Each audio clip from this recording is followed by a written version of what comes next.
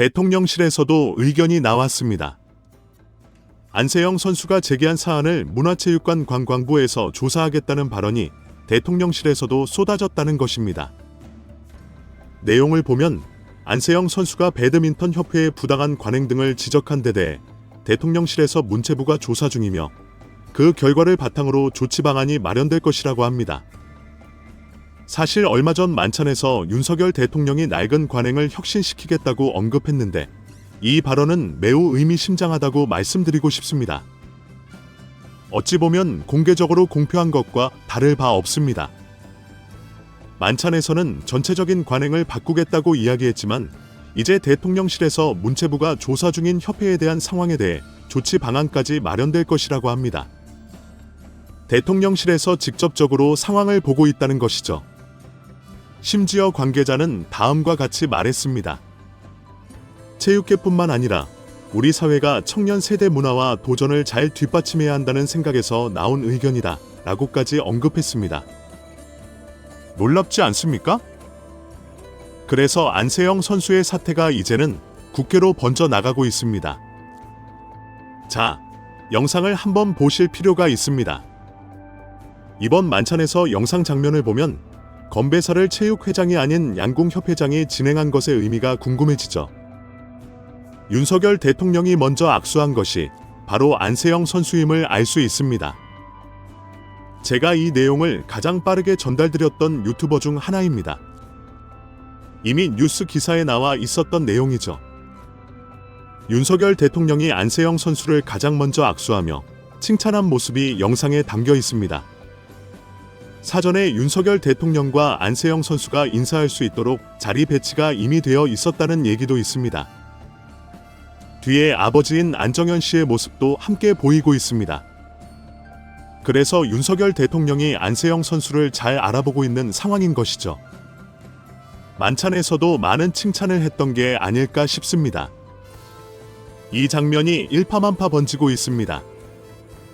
현 정부가 많은 비판을 받고 있는 것도 사실이고 나아가서는 정치적인 색깔과는 별개로 현직 대통령도 안세영 선수의 사태를 눈여겨보고 있었다는 점이 중요합니다. 이번 만찬에서 기사에서는 윤석열 대통령 옆자리에 정의선 양궁협회장이 자리한 점을 주목하고 있습니다. 왜냐하면 건배사를 양궁협회장이 진행했기 때문입니다. 윤석열 대통령이 착석 테이블에 유인촌 문체부 장관과 이기흥 대한체육회장도 함께 있었으나 양궁협회장이 옆자리에 앉은 것은 양궁의 성과를 인정한 결과라는 해석도 있지만 만찬 때는 대개 문체부 장관이나 대한체육회장이 옆에 함께 있었던 점을 고려할 때 정의선 양궁협회장이 옆에 앉은 것에 대해 다양한 해석이 나오고 있습니다. 일각에서는 양궁협회장에게 배드민턴 협회장 자리까지 주자는 말이 나오고 있으며 이기흥 대한체육회장을 밀어내고 정의선 양궁협회장이 대한체육회장으로 추대될 가능성도 높다는 얘기가 돌고 있습니다. 양궁협회는 정의선 협회장 덕분에 저변이 확대되었고 선수들도 협회장에 대한 극찬을 쏟아내고 있습니다. 그렇다면 현재 노심초사하는 것은 유인촌 문체부 장관이 아니라 이기흥 대한체육회장입니다. 이기흥 회장의 입장이 위태롭다는 것이죠. 대한체육회 뒤에 윤석열 대통령이 있는 상황에서 안세영 선수가 지목한 배드민턴 협회와 대한체육회가 모두 마음에 들지 않을 것이라는 시각도 있습니다. 정치적인 이슈와 관련된 깊은 얘기는 피하고자 합니다. 기사에서도 배드민턴 협회장 김태규 협회장이 흔들리고 있다는 언급이 있었습니다. 특히 문제는 김태규 회장과 요넥스의 관계에 대한 의혹이 점점 커지고 있다는 것입니다.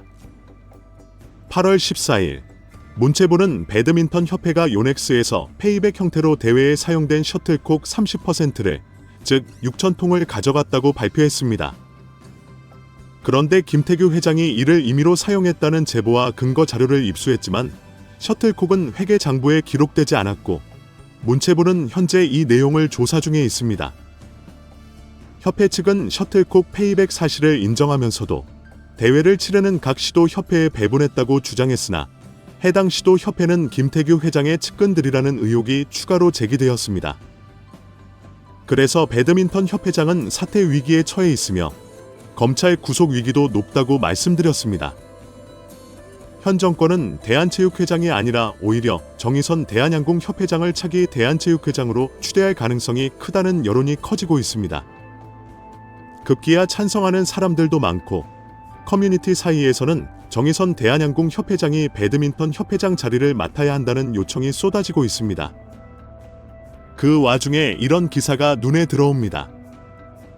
안세영의 계약 기간을 완화해야 한다는 강력한 결단을 문체부에서 내렸고 배드민턴 협회의 합동 조사 요청은 거절됐다고 합니다. 이는 굉장히 중요한 대목입니다. 왜냐하면 대한체육회와 배드민턴 협회, 문체부가 등을 돌렸다는 것입니다. 완벽하게 선을 그었다고 해도 과언이 아닙니다. 실제로 내용을 살펴보면 배드민턴 협회는 이틀 전 문체부 측에 아주 은밀하게 합동 조사를 제안했다고 합니다. 이 기사는 안 나왔던 내용인데 이번에 공개된 것입니다. 두 기관의 조사 내용이 중복될 우려가 있고 제도의 개선과 규정 개정은 협회의 고유 권한이 아니냐는 주장을 했습니다. 하지만 문체부는 협회의 자체 진상조사위원 구성 절차에 대해 시정명령을 내렸으니 같이 조사하자고 나선 것입니다. 이 상황은 말이 됩니까? 애초에 문체부가 이번 시정명령을 내린 이유는 모든 절차를 무시하고 요넥스와 은밀한 커넥션을 가진 김태규 협회장의 라인에 2명을 꽂아 넣은 조사위원회를 문체부가 부적절하다고 지적했기 때문입니다. 배드민턴 협회는 그 문제점을 지적하는 상급기관인 문체부와 함께 조사하자고 한 것입니다. 흔한 말로 짬을 식힌다는 표현이 맞겠죠. 조사위원회를 만든 배드민턴 협회가 자체적으로 협회장의 측근들과 문제 없음으로 결론 내릴까봐 걱정된 문체부가 문제점을 지적했더니 함께 조사하자고 한 것입니다. 이는 완전히 문체부의 조사에 발을 담그겠다는 것과 다를 바 없었습니다. 용의자가 경찰과 함께 조사에 응한다고 말하는 것과 같았습니다. 따라서 문체부 측에서는 협회에 공문을 보내 합동 조사 제안은 시정명령을 철회하고 협회장의 규정 위반을 용인하는 것이라고 발표했습니다. 협회장의 문제점을 받아들이라는 의미가 된다는 것입니다. 피검사 기관, 즉 피의자와 같은 의미에서 문제가 있는 협회가 어떻게 공동으로 조사를 하나요? 정말 말도 안 되는 주장을 하고 있습니다. 그래서 안세영 선수가 얼마나 답답했겠는지 그 기분을 느낄 수밖에 없었을 것입니다. 많은 비판이 쏟아지고 있습니다. 그리고 기사에서 굉장히 중요한 대목이 있습니다. 현재 유인촌 문체부 장관과 이기흥 대한체육회장은 수년 전부터 재선, 3선 여부를 두고 갈등을 겪어왔습니다. 유인촌 장관은 재선을 반대해왔고 결국 두 단체의 갈등이 더욱 격화되고 있습니다. 문체부는 이번 기회에 대한체육계에 방만한 운영과 무분별한 예산 집행을 손보겠다고 벼르고 있습니다. 실제로 대한체육회는 이번 올림픽에 역대 최소 규모의 선수단을 파견했음에도 불구하고 예산이 줄어야 하는데 오히려 예전 올림픽에 비해 2배나 증대된 돈을 사용했습니다. 체육회의 매년 4,200여 원의 보조금 집행 내역도 문제를 삼고 있습니다. 어떻게 이 돈을 사용하고 있는지 알고 싶다는 것입니다. 개인적으로는 이해가 가지 않습니다. 특히 정부와 체육회의 갈등 이면에는 용산, 즉 현직 대통령의 여파가 있지 않겠냐는 관측도 있습니다. 이기흥 체육회장이 3선 연임을 시도하면서 비판적인 시각이 많습니다. 최근 대통령실 시민 사회수석실의 이강래 선임 행정관이 사퇴했는데 이 선임 행정관이 이기흥 대한체육회장의 조카로 밝혀졌습니다. 대통령실 주변에서는 문체부의 조사 방침에 강력히 반발하는 이기흥 대한체육회장이 마치 체육계의 대통령이 되려는 듯 정부마저 쥐고 흔들려고 한다는 의견이 나오고 있습니다. 주제 파악이 안 된다는 비판이 쏟아지고 있습니다. 얘기를 돌려서 말씀드리자면 매년 4,200여 원이 사용된다고 합니다. 2022년도에는 3,700여 원, 2023년에는 4,000억 원, 2024년에는 4,100여 원이었습니다. 이 세 해를 합치면 총 7,000억 원을 넘습니다. 특히 이번 파리 올림픽에서는 선수단의 규모가 최소임에도 불구하고 예산은 역대 최대치를 달성했다고 합니다. 굉장히 이해가 되지 않죠. 도대체 이 돈을 어디에 썼다는 것일까요? 만약 이를 제대로 증명하지 못하면 이기흥 대한체육회장은 큰 위기에 처할 수 있습니다. 정부 예산을 이렇게 많이 사용하고 있는 대한체육회가 삼성까지 하려는 게 아니냐는 불편한 시각도 있습니다. 체육회는 자율성을 주장하고 있지만 이해가 되지 않습니다. 결국 쟁점은 4,200억 원 보조금을 받는 체육회 관리 감독 문제로 문체부와 대립할 수밖에 없었던 것입니다. 연간 4천억 원이 넘는 금액이 이기흥 대한체육회장이 임기 동안 사용된 금액은 수조 단위입니다. 8년 차이니 연마다 4천억 원이라면 약 3조 원이 됩니다. 물론 정확하진 않겠지만 대략 그 정도의 금액이 지금 알 수 없게 사용되고 있는 것입니다. 체육회장은 이렇게 말했습니다. 수천억 원의 예산을 함부로 사용하지 않았다는 것에 대해 유인촌 장관은 잘못된 부분이라고 하면서 모든 예산 사용은 문체부의 승인을 받고 진행하고 있다고 주장했습니다. 문체부의 감사와 국정감사까지 받는 상황에서 어떻게 독자적으로 예산을 사용하겠냐고 반박했습니다. 이로 인해 철저한 관리 감독을 받고 있다는 주장과 아니다라는 대립이 현재 상황입니다. 그러나 문체부 장관과 이기흥 대한체육회장의 다툼만이 아니라 용산과 이기흥 대한체육회장의 갈등으로 번지고 있는 것이 아닌가 하는 말도 나옵니다. 이러한 상황이 왜 발생했는지 이해할 수 있는 대목입니다. 안세영 선수는 대표팀 업무 프로토콜이 없었다고 언급하며 조율되면 다시 대표팀에 참여하고 싶다고 했습니다. 도대체 무슨 말일까요? 안세영 선수가 최근 올림픽 선수단 만찬에서 대통령 앞에서 별다른 얘기를 하지 않은 것처럼 보였지만 다양한 루트를 통해 소신 발언을 이어나가고 있습니다. 대표팀 업무 프로토콜이 없었다는 말은 무엇을 의미할까요? 업무 프로토콜이란 계획적이고 점진적인 체계가 갖춰져야 하는데 대표팀의 업무가 엉망이라는 것입니다. 즉, 상당히 혼란스럽다는 의미입니다. 그는 조율되면 다시 대표팀에 참여하고 싶다라고 말했습니다. 현재 대표팀의 나이 제한, 부상 관리 등 여러 가지 문제가 있어야 하며 4주 정도 무릎과 발목 부상이 나아지면 시합에 다시 나설 것이라고 했습니다. 안세영 선수가 다양한 루트를 통해 밝힌 내용은 무엇일까요? 일본 언론사에서도 안세영 선수에 대한 이야기가 대서특필되었습니다.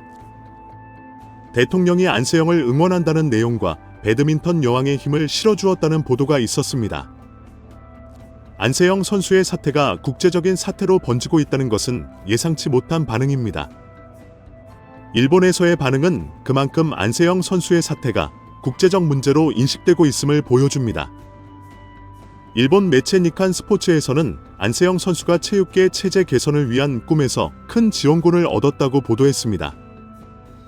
7년 전 중학교 3학년 때 15살의 나이로 국가대표에 발탁된 안세영 선수는 합숙 시절 선배들로부터 방 청소와 라켓 수리 등을 강요받았던 경험을 밝혔습니다.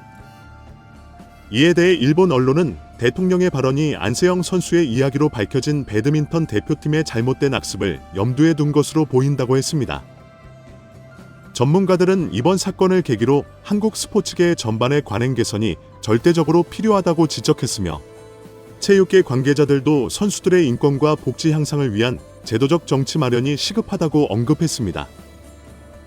이런 얘기가 점진적으로 나왔지만 이렇게까지 강렬하게 확장된 적은 없었습니다. 이는 안세영 선수의 소신 발언이 얼마나 많은 파급력을 가지고 있는지를 보여줍니다. 다시 얘기로 돌아가서 안세영 선수가 말한 대표팀의 프로토콜이 없었다는 무슨 뜻일까요?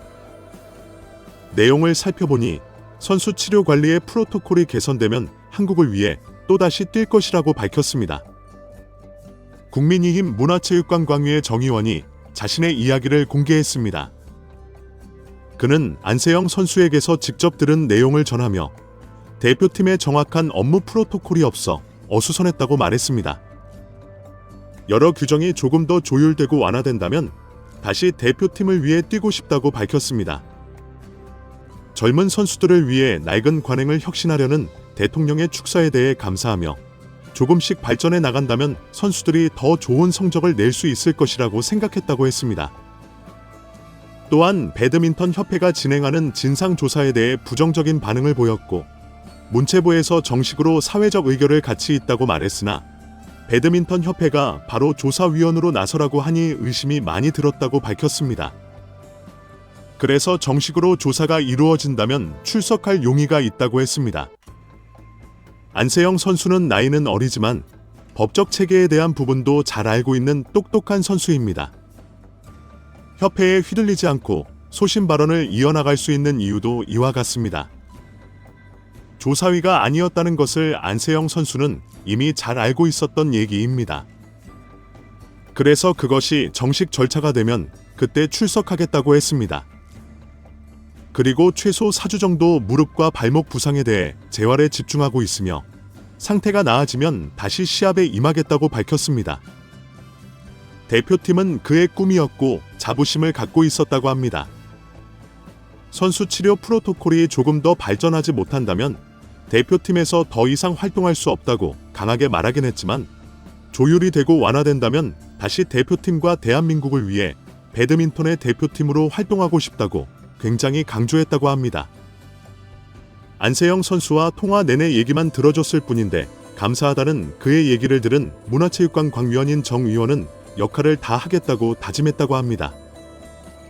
그래서 어린 선수의 소신 발언이 자꾸 곡해되는 경우가 있는데 개인 후원이나 광고와 관련된 얘기 때문에 안세영 선수가 돈 때문에 그러는 것처럼 보인다는 의견도 있습니다. 그러나 돈 때문이라면 이렇게까지 할 필요는 없다고 생각합니다. 안세영 선수는 자신의 소신 발언에 대해 정말 깊게 생각하고 있으며 배드민턴 협회와 대한체육계 전체의 발전을 위한 부분이라 생각합니다. 후원 얘기가 나와서 말인데 문제는 배드민턴 협회가 일명몰빵 후원을 받는 형태로 한 후원사에서 전부 다 후원금을 올인해 받은 경우가 많습니다. 이 형태의 후원금을 한번 받고 나서 너무 오래 유지해 왔다는 것입니다. 이는 배드민턴 스타였던 이용대 선수가 후원 계약에 불만을 품고 대표팀을 은퇴한 이후부터 깊은 논의를 했어야 한다고 지적한 부분입니다. 이용대 선수에 대한 가짜 뉴스도 많이 돌고 있죠. 제가 이용대 선수의 상황도 한번 되짚어 본 적이 있지만 그는 배드민턴 협회의 후원 계약과 관련하여 상당한 손해를 본 피해자 중 한 명으로 보입니다. 협회는 어린 시절 선수들이 협회 후원의 혜택을 누렸으니 나중에 스타가 되어 이를 보상해줘야 한다는 대의 명분에 갇혀 있다는 지적이 있습니다. 배드민턴이 선수들에게 중요하다는 점이 간과되었기 때문입니다. 쉽게 말해 배드민턴 선수로서 뿐만 아니라 선수들의 성적 전부가 후원되고 있는 형태의 계약이 제2의 안을 발굴하고 육성하는 데 도움이 될지 모르지만 장기적으로 봤을 때 선수들의 동기부여 측면에서 개인 후원의 자유가 더 많은 배드민턴 스타를 탄생시킬 수 있다는 것입니다. 쉽게 말해서 배드민턴에서 아무리 1등을 해도 안세영 언니를 봐. 결국 돈 많이 못 벌고 부상관리도 제대로 못 받고 개인 후원도 못 받아라는 인식이 퍼지면 누가 배드민턴 선수를 하고 싶겠습니까? 따라서 장기적으로 봤을 때 개인 후원에 대한 계약 부분은 꼭 개선돼야 한다는 것입니다.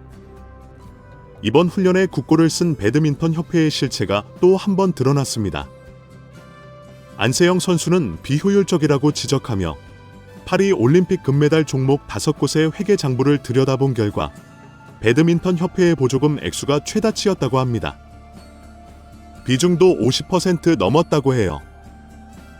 배드민턴 협회의 국고 보조금이 이번 올림픽에서 금메달을 딴 많은 종목이 있지 않습니까?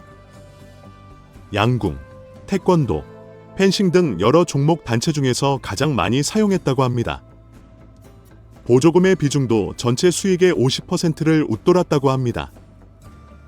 협회 측의 주장이 힘을 얻으려면 수십억 원의 보조금을 어떻게 사용했는지 구체적으로 밝혀야 할 것으로 보입니다. 현재 금메달을 수성한 종목인 배드민턴, 양궁, 사격, 태권도, 펜싱 등 5개 협회의 22년도와 23년 감사보고서를 재무 현황을 통해 살펴봤습니다. 감사보고서는 외부 회계 범인의 검수를 거쳐 작성됩니다. 객관적으로 평가되는 자료입니다. 국세청 공시 자료보다 더 객관적이라고 합니다. 그런데 보조금 사용 내역을 보니 순서대로 나열하면 태권도 협회가 51억 원, 펜싱이 39억 원, 사격이 34억 원, 양궁이 26억 원입니다. 가장 적은 양궁이 금메달 최다 개수를 5개를 따면서 배드민턴 협회보다 더 많은 돈이 들어갔습니다. 그러니 배드민턴 협회의 문제점이 크다는 것입니다. 특히 총 수익에서 배드민턴 협회는 절반 이상이 바로 국고 보조금으로 이루어져 있다고 합니다. 다른 협회들은 다양한 형태로 돈을 벌어들이고 있지만 배드민턴 협회는 국고 보조금으로 유지되는 사업 수익이 51.3%에 이릅니다. 심각하지 않습니까? 전체 스포츠 단체를 놓고 봐도 배드민턴 협회의 보조금 의존도가 너무 큽니다. 배드민턴은 생활 스포츠로 저변이 넓고 국내외에서 개최하는 대회와 진행 중인 사업이 많기 때문에 보조금이 비교적 많이 지급되고 있다고 합니다. 그러나 수익이 잘 나야 하는데 그 부분이 이해가 되지 않습니다. 2022년도 보조금 수익 상위 10개 단체 중 배드민턴이 포함된 8개의 보조금 비중이 50%를 넘었는데 이는 재정 자립도가 떨어진다는 뜻입니다. 재정 자립도가 낮으면 필연적으로 공시 투명성 문제가 따라붙습니다. 협회 2023년 감사 보고서에 따르면 강화 훈련비에 대한 교부액이 26억 원입니다. 8억 원이 배정된 기타 항목을 제외하면 가장 높은 액수라고 합니다. 조사 대상인 5개 단체의 훈련비, 보조금과 비교해도 단연 1위라고 합니다. 배드민턴 협회는 훈련비, 보조금 6억 원 중 실제 4억 원을 집행했다고 해요. 그런데 안세영 선수는 24억 원이 집행된 훈련의 비효율성을 주장했습니다. 무릎 부상이 심각했는데 대표팀이 이를 가볍게 여긴 점에 실망했다고 했습니다. 선수들이 체계적으로 관리되었으면 좋겠다고 강조했습니다. 안세영 선수는 작년 10월 항저우 아시안게임에서 결승전 중 무릎 인대가 끊어졌고 재활까지 4주가 걸렸습니다. 조직 재생 주사 치료도 받았지만 이러한 부분을 고려할 때 4억 원이 어떻게 사용되었는지 김태규 협회장이 설명해야 한다고 봅니다. 더군다나 요넥스의 후원까지 유치했지만 여전히 공시가 불투명하다는 지적이 있습니다. 감사보고서상의 기타 항목에 배정된 보조금 88억 원의 용처도 공개가 필요합니다. 그런데 여기에 대한 구체적인 공개가 이루어지지 않고 있습니다. 황당하지 않습니까? 그러다 보니 안세영 선수가 지적한 여러 문제 부분에서 김태규 협회장이 구속 위기에 처할 수밖에 없는 상황이 아닌가 하는 생각이 듭니다. 파라과이 26억 원을 합하면 이 금액만 해도 약 74억 원 정도 됩니다. 그러니 70억 원이 넘는 돈의 사용처가 투명하지 않은 배드민턴 협회장의 입장이 곤란할 수밖에 없다고 생각합니다.